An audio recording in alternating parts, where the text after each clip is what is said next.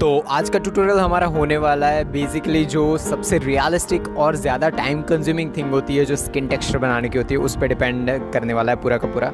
दो पार्ट्स में डिवाइडेड होगा। पहले हम स्टोन कोल्ड का स्केच देखने वाले हैं जिसमें ग्रेफाइट से हमने पूरा का पूरा स्केच बनाया, और सेकंड है हैरी पॉटर का स्केच जिसमें हमने चारकोल से बनाया। तो पहले तो पेंसिल को शार्प कर लो जितना भी हो सके, और अगर आपको आर्टिस्टिक वे में शार्प करना नहीं आता, और मैं ये सब इसलिए बताता हूँ क्योंकि उससे बहुत ज़्यादा आप डिटेल्स दे पाते हो अच्छे से जब आप पेंसिल्स को शार्प करोगे।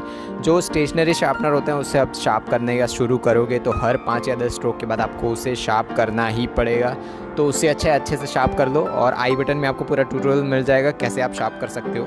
और अगर आपको जितने भी टूल्स मैं जितने भी यूज़ करता हूँ मेरी ड्राइंग्स में, अगर आपको वो बाय करने हैं तो आपको लिंक डिस्क्रिप्शन में मिल जाएगी, आप बाय कर सकते हो वहाँ जाके।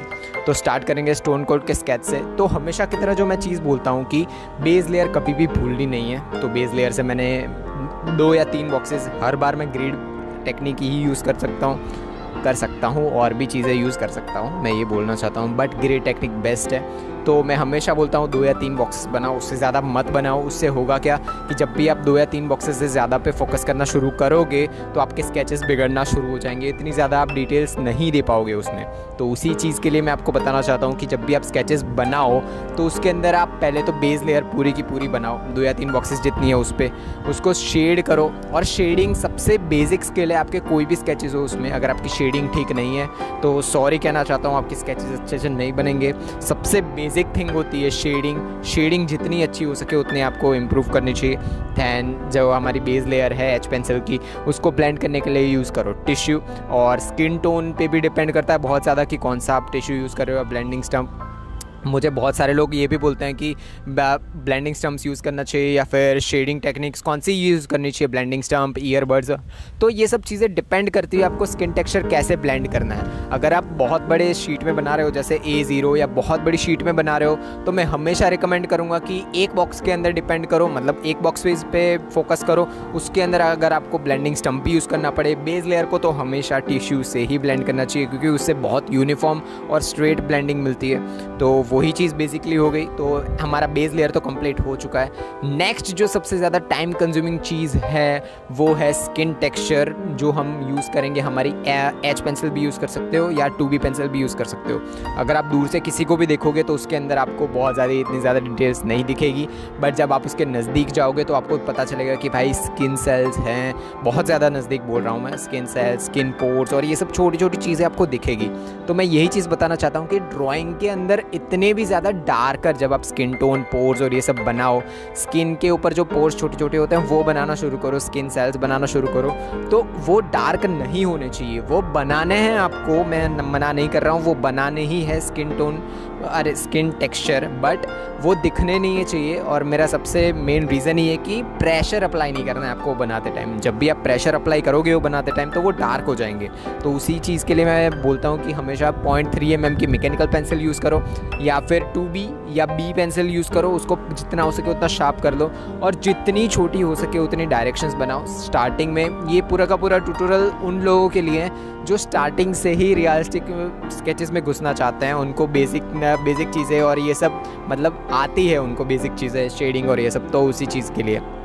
तो छोटे छोटे आपको जैसे हेड है स्टोन कोल्ड का, उसमें डायरेक्शन जो स्किन टेक्सचर की डायरेक्शन है वो स्ट्रेट मतलब फ्लैट जा रही है, तो ये डायरेक्शन भी आपको देखनी पड़ेगी। जब आप बहुत ज़्यादा 150-300 स्केचेस से ऊपर बना दोगे तो आपको पता चल जाएगा। जब आप खुद के फेस को भी ऑब्जर्व करोगे तो आपको पता चलेगा कि आपके नाक के नीचे कैसे स्किन टेक्सचर जा रहा है, आपकी आँखों के नीचे कैसे स्किन टेक्सचर जा रहा है, आपका जो फोरहेड है उस पर स्किन टेक्सचर की डायरेक्शन कहाँ जा रही है। तो वो डायरेक्शन आपको जब ऑब्जर्व करोगे तभी पता चलने वाला है। और नेक्स्ट जो हैरी पॉटर का स्केच है उसमें चारकोल पेंसिल यूज़ की है, और चारकोल इसमें भी एक गलती थी कि बेस लेयर मैंने नहीं बनाया था। बेस लेयर जो बहुत पहले मेरे 1.5-2 साल पहले की मेरे स्केच है, 1.5 साल हो गया शायद, तो वही गलती है कि इसमें मैंने बेस लेयर नहीं बनाया। तब मैं भी बिगिनर था, इंटरमीडिएट आर्टिस्ट ही बोल सकता हूँ मैं, इतना ज़्यादा नहीं था।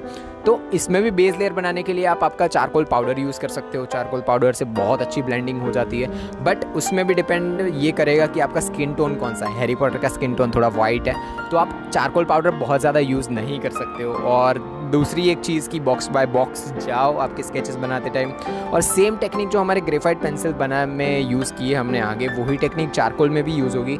बट डिफरेंस यहाँ पे सिर्फ इतना रहेगा कि जब आप चारकोल पेंसिल से आप स्किन टोन बनाना शुरू करते हो या फिर पोर्स या फिर स्किन के ऊपर जो भी टेक्सचर बनाना शुरू करते हो, तब आपको एक चीज़ का बहुत ज़्यादा ध्यान रखना है कि चारकोल पेंसिल पे अगर आप थोड़ा भी ज़्यादा प्रेशर अप्लाई कर दोगे तो आपका स्केच ख़त्म है। उसको आप जब भी आप ब्लेंड करने का ट्राई करोगे, कुछ भी करोगे, वो बिगड़ने ही वाला है। और स्किन टेक्सचर बनाते टाइम एक और चीज़ आपको याद रखनी है कि जब भी आप लेयर बाय लेयर जाओ, इसमें सिर्फ बेस लेयर होती है, बेस लेयर बना दी, उसके बाद आप पहले पेंसिल से जितने भी स्किन टोन के डायरेक्शन बनाने वो बना दो।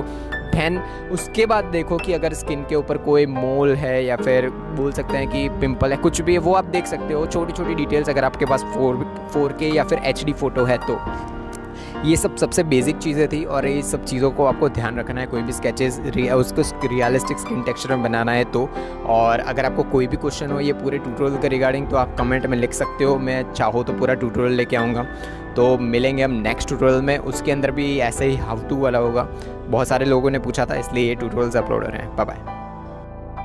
तो बस इतना ही था इस ट्यूटोरियल में। अगर आपने कुछ भी सीखा इस ट्यूटोरियल से तो सब्सक्राइब कर दो और एक लाइक छोड़ दो, कमेंट कर दो अगर कोई भी क्वेश्चन और क्वेरीज हो आपके इस ट्यूटोरियल के रिगार्डिंग। तब तक के लिए ध्यान रखो खुद का और जिनसे प्यार करते हो उनका भी। आपका चित्रकारिक दिन हो। टट्टूज़।